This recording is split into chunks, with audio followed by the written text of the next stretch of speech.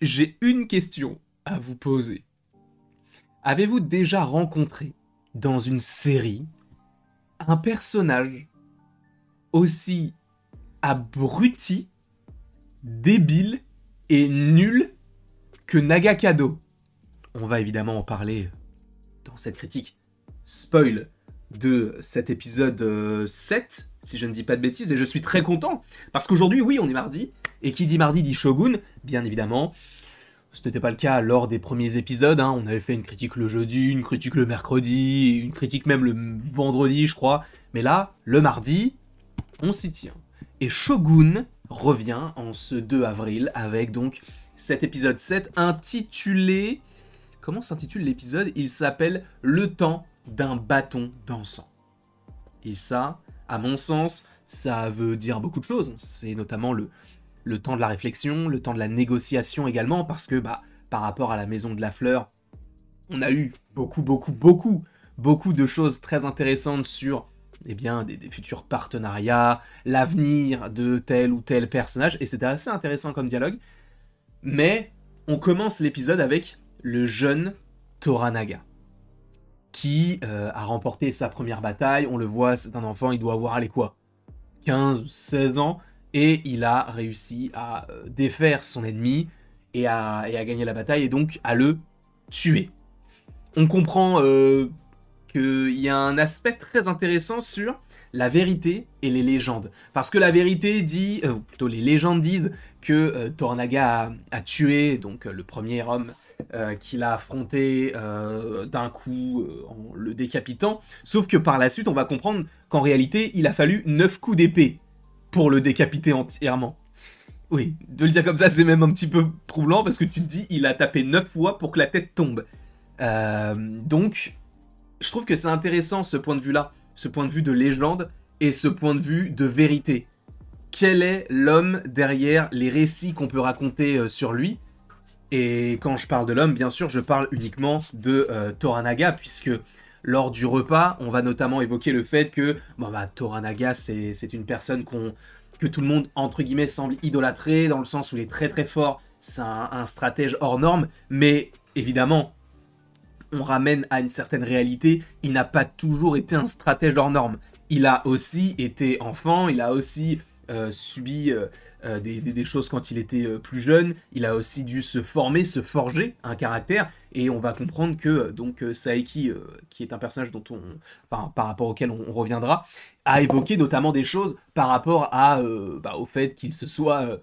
je le cite, chié dessus, littéralement, hein. C'est pas qu'il a eu peur, hein, c'est qu'il vraiment il s'est chié dessus quand il était plus jeune. Et du coup, ça en vient à décrédibiliser peut-être la légende qu'on a du personnage de Toranaga, où on se dit mais il est impassible, tout ce qu'il a pu faire dans sa vie ça a été une réussite, et en fait on voit que Toranaga, même si on l'idolâtre, même si on le met sur un piédestal, il n'en reste qu'un homme parmi tant d'autres qui a ses failles, ses faiblesses, ses fêlures, et je trouve que ça fonctionne bien aussi, parce qu'il le joue très bien, parce que c'est quelqu'un qui... l'acteur qui l'interprète ne va pas avoir un jeu qui va être extravagant. Il va être dans la simplicité, en tout cas dans ce projet-là. C'est la simplicité, très peu de moments où il va s'énerver, et quand il s'énerve, tu le ressens quand même pas mal, notamment par rapport à Mariko et le dialogue qu'il a avec elle.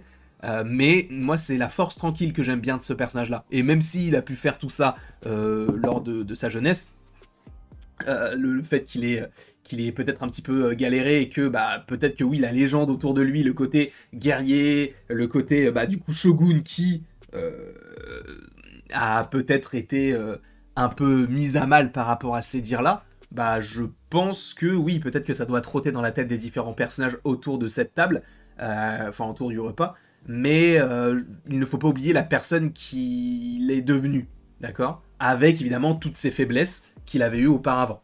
Et ça, moi, je trouve que l'évolution, elle est très très intéressante par rapport donc au personnage de Toranaga. Et comme je viens de vous le dire, ce personnage-là, donc le personnage de Saeki, qui est donc le frère ou le demi-frère de Toranaga, eh bien lui, c'est tout simplement un énième FDP de plus, du coup, dans cette série. On avait déjà Buntaro, On avait déjà dans une certaine optique, bon, Ishido bien sûr, Yabushige également, hein, qui avait trahi en soi le personnage du coup de Toranaga, mais lui fait partie des pires. Le pire, je pense que c'est Buntaro, hein, clairement. Le mec bat sa femme, le mec ment, il a le seum. Les seules choses que fait Buntaro, si on peut vite fait revenir sur lui, c'est de faire ça. Il s'énerve, mais que de la joue. C'est que sa joue qui se crispe, pour montrer, voilà, son énergie. Mais souvent, on fait un gros plan sur lui avec ses yeux qui font... Et ses joues qui font... Voilà, ça, c'est Buntaro. Cette merde humaine, il est juste nul, il sert à rien, il en vient à défier John, à se dire, est-ce que je vais le tuer ou pas? Est-ce que c'est nécessaire? Alors que tu vois que John, il sait pas du tout maîtriser le sabre, alors que lui, bien sûr que oui. Donc c'est pas du tout un combat égal. En plus de ça, John, il l'avait... Excusez-moi. Il l'avait sauvé, entre gros guillemets. En tout cas, il lui avait permis de rester en vie. Bon, Buntaro, moi, à la fin, je pense qu'il va mourir. Je pense que Buntaro ne va pas survivre. Mais on a un nouveau FDP qui est rentré dans notre petit jeu de cartes. Et donc, c'est Saiki qui, lui, est rentré au conseil. Et c'est donc un frère qui, supposément, a toujours été possiblement jaloux de Toranaga par rapport à tout ce qu'il avait fait, toutes les légendes qu'on raconte sur lui, d'où le fait qu'il essaye de le discréditer lors du repas en disant qu'en fait, ouais, non, mais vous dites ça de lui, mais en fait, vous savez qu'il s'est chié dessus quand il avait 10 ans, qu'il a pas vraiment tué le mec comme ça. Je trouve que, bah, en fait, ça traduit supposément d'une certaine jalousie qui existe depuis quand même pas mal de temps, sachant que bah, Toranaga, lui, il voulait simplement avoir un allié de plus face à une possible guerre contre Ishido, et il voit qu'il a été donc trahi par une personne de sa famille, puisque lui a rejoint donc le conseil, c'est un régent, donc c'est le 5e qui était nécessaire, puisque je vous rappelle que le dernier régent a été tué, puisqu'il s'était opposé à Ishido. Et du coup, bah lui arrive comme une fleur et dit « Bon bah ok, c'est marrant tout ça, vous m'offrez du saké, mais tu vas venir avec moi. Parce qu'en fait, je fais partie du conseil maintenant et on va te tuer. » Comme ça, supposément, lui se dit « Si je te tue, je récupère tout ce que t'as. » Et lui-même le dit, genre dans l'épisode, il regarde le village d'un air un petit peu envieux, supposément en se disant, bah bientôt ce sera à moi. Donc évidemment, s'ensuit alors la reddition du personnage de Toranaga. Alors on peut se poser la question de, est-ce qu'il a quelque chose derrière la tête? Est-ce qu'il s'est vraiment rendu? Ou est-ce qu'il y a peut-être un autre plan qu'il va mettre en place? Ou est-ce qu'il va y avoir peut-être un plan de vengeance qui va s'effectuer? Le ciel pourpre va-t-il avoir lieu? Oui, il va avoir lieu. On l'a trop évoqué pour ne pas le voir. Donc je pense que oui, le ciel pourpre va arriver, mais pas maintenant. Quoique, parce qu'en soi, il y a 10 épisodes dans la série. Là, il nous en reste du coup 3, puisque là, on est au 7e. Et l'épisode se termine avec une scène un petit peu... Et c'est là où je me dis qu'il est vraiment débile, c'est Nagakado. Il n'a fait que des mauvais choix dans sa vie. C'est-à-dire que lorsqu'il ne faut pas attaquer les ennemis, il les tue tous, alors qu'on lui a vraiment dit ne fais rien. Et lui a été influencé. Voilà. On peut se dire au début, bon, il est jeune. Mais là, ça fait trop. Sachant qu'en plus de ça, il est sur le point de tuer donc son oncle, donc Saeki. Et tu te dis, bah, oui, bah, en fait, la manière dont c'est filmé, la manière dont c'est montré, je m'attends à ce que Saeki meure maintenant. Sauf que lui glisse sur un bout de bois, et il se cogne la tête et il meurt sur un rocher. Et c'est vraiment une mort nulle. Je pense que c'est vraiment l'un des personnages les plus débiles que j'ai jamais vu dans une série. Alors, il y en a eu, hein, il y en a eu beaucoup. Je pense qu'il fait partie des plus nuls et des plus débiles. Parce que vraiment, il n'a fait que les mauvais choix. À chaque fois. En fait, ce qui est intéressant avec ce perso, c'est qu'il a toujours voulu faire bien aux yeux de son père, mais étant donné que lui n'a jamais vécu ce qu'a vécu son père, il ne sait pas comment gérer ce genre de situation, et du coup, il en vient à faire n'importe quoi. Et là, on le voit très très très clairement. Il y a supposément dû avoir une certaine relation entre la Maison de la Fleur et eux, parce que bah tu vois que du coup, celle qui avait été donc engagée afin de faire certaines choses avec Saeki, dit je vais faire un truc pour essayer de pimenter la soirée, je vais chercher, je reviens. Et en fait, bah, c'est à ce moment-là que tu as tout plein de tueurs, et notamment Nagakado qui se pointent. C'est débile. Ils sont juste débiles. Ils n'ont pas justement ce côté-là de la patience, de la stratégie. Eux, ils font tête baissée sans pour autant savoir ce qu'il y aura derrière, les conséquences.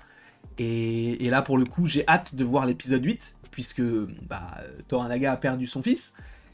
Et est-ce qu'il va en vouloir à Saeki? Est-ce qu'il va devoir accepter la situation? Parce qu'en vrai, Saeki, là, pour le coup, c'est de sa faute, puisque c'est lui qui a amené le fait que son neveu veuille le tuer, mais en même temps, c'est le neveu qui a pris la décision de le faire. Donc, comment est-ce que va réagir Toranaga? Je pense que Toranaga va finir par tuer son frère, et que ça va engager une guerre contre, du coup, Ishido et les autres membres du conseil. En tout cas, n'hésitez pas vous à me dire ce que vous avez pensé de cet épisode dans les commentaires, je sais très très bien que beaucoup de gens ne regardent pas cette série. Et pourtant, elle est vraiment bien, donc...